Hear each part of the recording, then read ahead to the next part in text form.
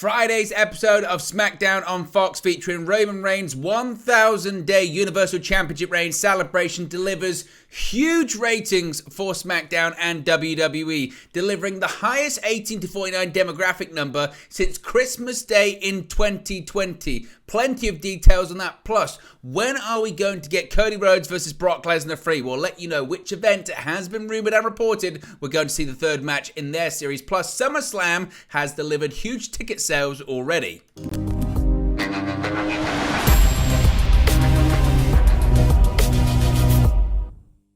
Hey guys, welcome back to Wrestling News 365. Hope everyone is doing very well. As always, there are plenty of news stories to get into in the world of World Wrestling Entertainment. I was actually done for the day, but then the ratings came out for Smackdown this past Friday's episode on Fox, and there had been rumors, rumblings, and reports that we could expect a big number for Smackdown because the overnights were very strong this weekend, but sometimes they can get thrown off, sometimes they can get kind of made a bit skew-whiff by certain things, and sometimes they say they're going to be huge numbers and they're just normal numbers. But indeed, this is a massive number across several metrics for WWE, and they're going to be absolutely thrilled with this, and maybe this justifies why WWE is still sticking to Roman Reigns being the undisputed WWE Universal Champion, because it's delivering big in terms of eyeballs on the product. This past Friday, the first Smackdown of June, was coming off Night of Champions 6 days earlier, which climaxed with Jimmy Uso super kicking Roman Reigns and costing the Bloodline the undisputed WWE Tag Team Championships. It seems the latest development in the company's long-running top storyline drove a lot of interest and eyeballs on the television program on Friday nights. According to reporting from Showbuzz Daily and WrestleNomics, the June 2nd Smackdown averaged 2.563 million viewers across its 2 hours. Now, this is up 19% from the previous week. Now, this is when it gets absolutely mind-blowing here, particularly for a wrestling program in 2023. Approximately, out of that 2.563 million viewers, approximately 955,000 of which were in the key demographic most valued by advertisers, that being adults aged 18 to 49, which is up a whopping 41% from the week prior.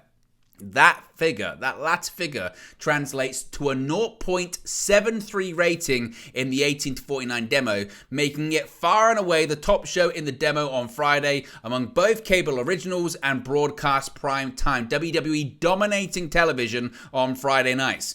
The total viewership in question was the highest since the December 30 episode of last year, that of course featured John Cena returning to in-ring competition. But you actually have to go back much further for the previous high marks in terms of the key demo. It was the biggest number the show had done, Smackdown had done, in the 18 to 49 demographic since Christmas Day 2020.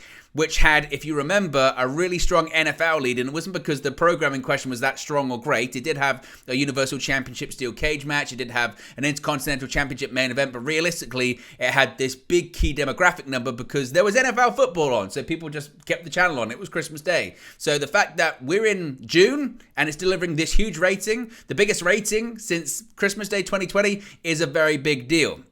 And of course, it is the biggest key demographic number since before that, and that was March 20, 2020, which was the first COVID-19 pandemic lockdown episode of WWE programming, i.e., everyone was at home and out of mere morbid curiosity and nothing else to do, everyone just thought, we'll watch Smackdown. So it's a huge number in terms of viewership, and also a huge number in terms of the key demographic as well. The boost also wasn't just due to the lack of professional sports competition, because last week's Smackdown also didn't have any competition from the NBA or NHL playoffs, and we didn't see anything near these numbers, it must be said. Now, in fairness, you could argue last week's was pre-recorded. That's factually accurate, but at the same time, it still is a huge number for WWE.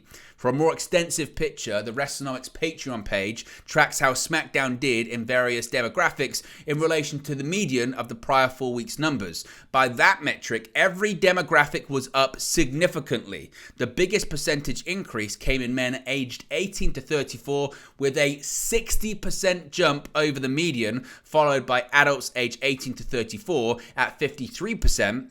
and women aged 18 to 34 at 43%. The WrestleNomics Patreon page also reported quarter-hour viewership for the episode, showing that the audience increased throughout the show and peaked with the Bloodline segment in the final quarter. Now, it must be said as well, not only did it peak in the final quarter with Roman Reigns' segment, and that segment, of course, that concluded the show with the latest developments with the Bloodline, but the number reportedly that it did in this final quarter is absolutely staggering. It must be said. I mean, again, it's absolutely huge. Reportedly, and again, this is according to reporting regarding how much this did in this final segment, according to Brandon Thurston of WrestleNomics, the Roman Reigns and Bloodline segment, which ran about the last 20 minutes of the show, was the high point, to be expected, but not always the case. A lot of the time with wrestling programs, it starts off high and gets to a low point, but that wasn't the case Friday night on Smackdown. The final quarter, according to Brandon Thurston of WrestleNomics, averaged 2.9 million viewers.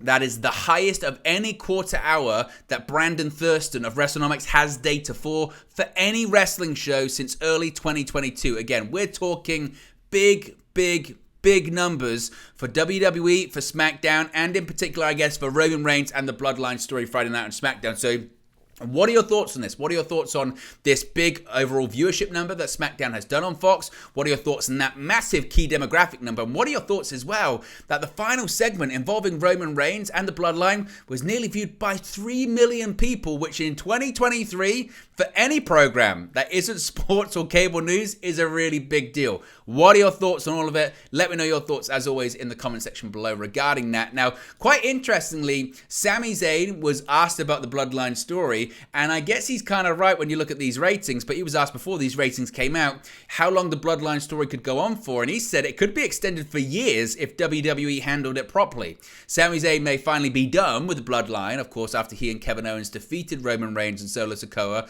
at Night of Champions to retain their undisputed WWE Tag Team Championships. Still, that doesn't necessarily mean the story itself has to end. Appearing on After the Bell recently, Zayn discussed the impact the storyline has had on the general audience, as well as why it could continue for years to come. Quote, "Well, I am biased," Zayn stated when asked if the Bloodline story was the most well-thought-out story the industry has ever seen. "I think so. I have every metric available to us backing up that sentiment, whether it's through viewership numbers that we just talked about, social media interaction, attendance, or even merchandise sales." Zayn says the impact of this storyline is there for all to see. He's even had fans approach him on the street to say the Bloodline story brought them back to WWE, which is arguably the highest praise a performer can receive for their work. Quote, "I do think we stumbled on something kind of magical, kind of lightning in a bottle," he continued. "And the fact we were able to draw it out for over a year and that it's still kind of going on, I think it's next evolution. The only thing I can almost liken it to is my story with Kevin, which is a 20-year story, in fact." In that sense, Zayn can see the Bloodline storyline continuing in a similar fashion. Like Kevin and Sami, the key to it would be going apart and coming back together, he suggested. To where it could actually be, if you do it successfully, could be woven in a way for another 3 to 4 years. But if you do it in a way that's very careful and very conscientious, whereby you're not burning fans out on it. So what are your thoughts? How long can this Bloodline storyline continue on for? And is this just another example why WWE, they're not taking any of the championships off Roman Reigns anytime soon, particularly when he's delivering these kind of numbers for WWE on their A show, on their flagship show, also in a media rights negotiation year as well. Let me know your thoughts on all of it in the comment section below. Now, a couple of other stories I do want to talk about. Brock Lesnar versus Cody Rhodes 3. We are going to get a final match in the trilogy. According to reports, it's going to happen at SummerSlam later on this year. Brock Lesnar and Cody Rhodes will reportedly collide for a third time this summer. According to Wrestling Observer Radio, Lesnar versus Rhodes is penciled in for SummerSlam on August 5th. In their first ever in-ring meeting at Backlash, the American Nightmare picked up the victory after turning Lesnar's Kimura lock into a pinfall. The pair battled again at Night of Champions, of course in Saudi Arabia, with the Beast emerging victorious after Rhodes passed out whilst in the same Kimura lock. Lesnar and Rhodes' feud began on the first episode of Monday Night Raw following WrestleMania 30 39 in Los Angeles, California. Lesnar had overcome Omos at the Show of Shows, while the 2023 Men's Royal Rumble winner, Rhodes, failed to take the undisputed WWE Universal Championship from Roman Reigns. The Beast was set up to team with the American Nightmare against Reigns and Solo Sikoa on April 3rd, but Lesnar attacked Rhodes before the match got underway. Lesnar still, after 2 matches, has yet to explain why he took out Rhodes that evening. Rhodes issued an open challenge to Lesnar last week on Raw, with the former Intercontinental Champion, who stood in the ring still with a broken arm following an assault from Reigns prior to Night of Champions, saying he was ready to fight the former WWE Champion at any time. Rhodes said if Lesnar didn't accept his challenge, then it would be clear that the Beast is afraid of him. It's currently unknown when Lesnar is set to appear on WWE TV next, but reportedly, according to reports, that match is set up for SummerSlam later on this year. Now, what kind of match could that be? Of course, this feud has been draped in violence with blood and broken arms, so naturally you would think we're going to have a big stipulation for the final match. Now, as I mentioned, Cody Rhodes and Brock Lesnar have been feuding since the Raw after WrestleMania 39. A third match is set to take place at SummerSlam, but their rubber match reportedly will not be a dog collar match. According to Better Wrestling Experience, working a dog collar match as part of the program was rejected by either Rhodes or Lesnar. Cody Rhodes could revisit the stipulation for a later feud, though, with BWE noting Cody would absolutely do the match with a different opponent that's not a monster like Brock. The current series between Rhodes and Lesnar is tied at 1 win apiece. Cody won their first clash at Backlash, whilst Lesnar won the aforementioned Night of Champions match. Rhodes has since issued, as I mentioned, that open challenge to Brock for a match anytime, any place. Rhodes is no stranger to dog collar matches. He has previously faced Mr. Brody Lee in a dog collar match in October 2020 when he was in AEW. Rhodes won the match to regain the TNT Championship. Finally, speaking of SummerSlam, big ticket sales, and big ticket sales in general for WWE at the moment, but SummerSlam, set for August 5th at Detroit's Ford Field, will be here before you know it, but according to WrestleTix, there aren't many tickets left. Based on WWE's current setup, nearly 97% of the available tickets have been sold, though of the remaining seats, there are quite a few resale opportunities. 4,373 tickets currently remain available for purchase, with 2,893 of those being resale. When you do your math, that leaves just 1,480 original tickets unsold. This should come as no surprise to anyone who's been following WWE's quarterly reports. For Q1 of this year, WWE boasted an increase in live event attendance overall, so the renewed demand for seats for a WWE show, especially one as big as SummerSlam, is on par where the business currently is. Last year's SummerSlam at Nissan Stadium in Nashville recorded a final of attendance of over 48,000 fans, putting this year's on pace for a similar number.